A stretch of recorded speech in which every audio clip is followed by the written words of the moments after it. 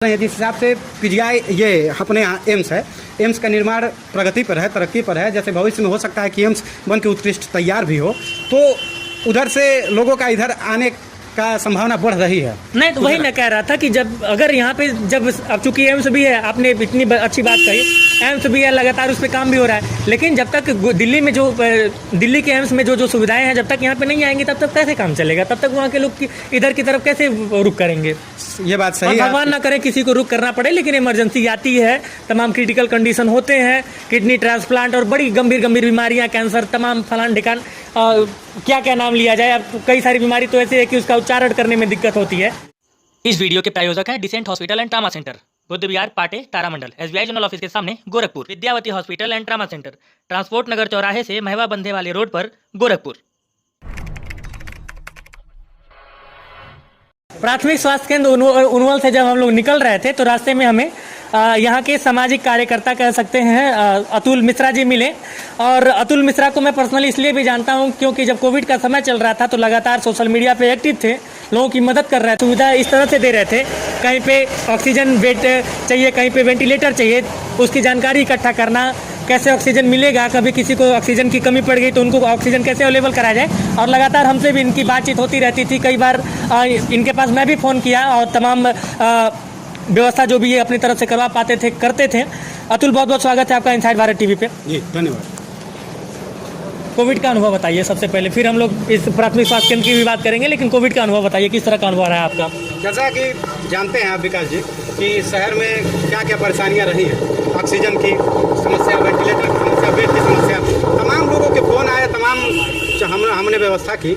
लेकिन सबसे बड़ी दिक्कत जो हमें देखी गई है, हमारे करीब आज से 10 दिन पहले तक शहर में वेंटिलेटर, बेड, ये सब की समस्या इतनी ज़्यादा थी कि लोग अस्पताल में पहुंचने से पहले ही दम तोड़ देते थे। जो समस्या आज के समय बड़ा दर्दनाक अनुभव था। हाँ, बहुत दर्दनाक अनुभव था। यहाँ तक कि मैं एक अवसर ऐसा आया कि मैं खुद अपना मोबाइल बंद करके रो पड़ा और खुद अपना मोबाइल बंद करके हताश होकर बैठ गया। एक समय ऐसा भी आया। इस महामारी ने लोगों को एकदम तोड़ कर रख दिया हर तरह से। बहुत सारे अपने चले गए और बहुत तकलीफ़ें थी। बार बार जब हम लोग फेसबुक के सोशल मीडिया खोलते थे और जब फ़ोटो लगी, लोगों की तस्वीर आती थी और लोग श्रद्धांजलि देने के लिए जो पोस्ट डालते थे वो भी देख के काफ़ी तकलीफ़ होती थी। हालांकि मैं तो ये चाहता था, मेरा ये पर्सनल मामला है कि लोग इस तरह के पोस्ट ना डालें ताकि और लोग हताश ना हो, निराश ना हो। बहरहाल जब आप जैसे इतने मतलब कि मैं जहाँ तक आपको जानता हूँ इतना ज़्यादा आप संघर्ष किए हैं, लेकिन आप जैसा व्यक्ति जब हताश होकर बैठ गया तो दर्द और पीड़ा समझी जा सकती है।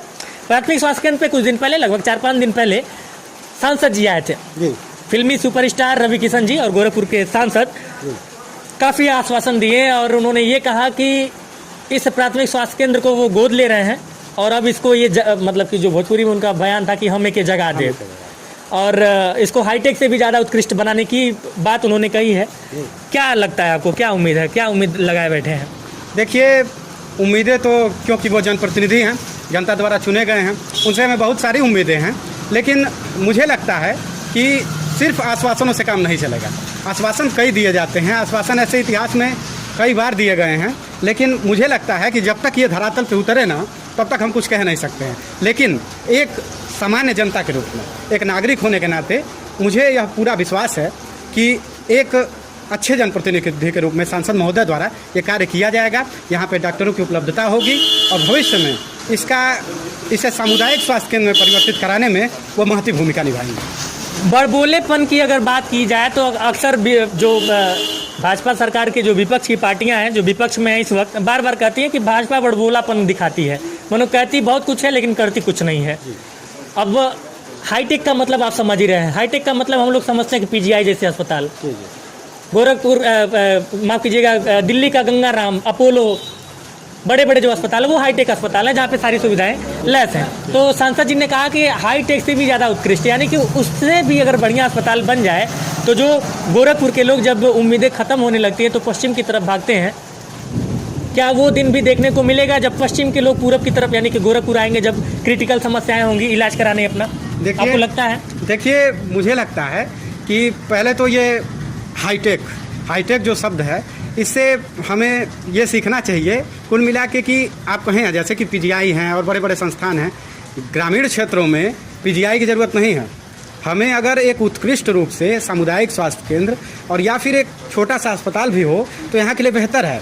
और पश्चिम वाले पूर्व की तरफ आए ना आए, लेकिन अगर हाँ जिस हिसाब से सरकार की इस समय योजनाएं चल रही हैं, जिस हिसाब से पीजीआई ये अपने यहाँ एम्स है, एम्स का निर्माण प्रगति पर है, तरक्की पर है, जैसे भविष्य में हो सकता है कि एम्स बन के उत्कृष्ट तैयार भी हो, तो उधर से लोगों का इधर आने का संभावना बढ़ रही है। नहीं तो वही मैं कह रहा था कि जब अगर यहाँ पे जब अब चूंकि एम्स भी है, आपने इतनी अच्छी बात कही, एम्स भी है, लगातार उस पर काम भी हो रहा है, लेकिन जब तक दिल्ली में जो दिल्ली के एम्स में जो सुविधाएं हैं जब तक यहाँ पे नहीं आएंगी तब तक कैसे काम चलेगा? तब तक वहाँ के लोग इधर की तरफ कैसे रुक करेंगे?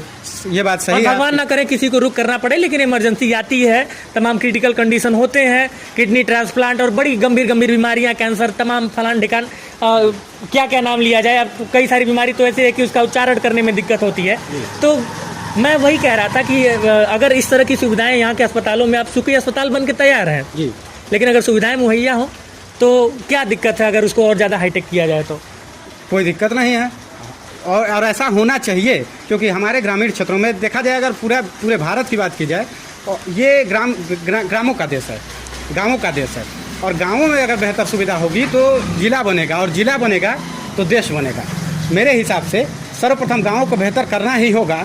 और जैसा कि लगातार वादे किए जा रहे हैं कि गाँव में अच्छे स्वास्थ्य सुविधाएं होंगी, अच्छी शिक्षा की सुविधाएं होंगी, चाहे अभी हमारे सांसद जी भी यहाँ से कह के गए हैं, तो इन वादों को धरातल पे ला करके काम करने की ज़रूरत है। तभी हम ये मान सकते हैं कि ये मतलब भविष्य में एक अच्छे देश और अच्छे हमारे ज़िले के अच्छे क्षेत्र के रूप में परिणित होगा। बहुत बहुत शुक्रिया अतुल जी बातचीत करने के लिए। और यहाँ पे कुछ और भी लोग हैं, इनसे भी बातचीत करेंगे। क्या नाम है सर आपका? आयुष मिश्रा।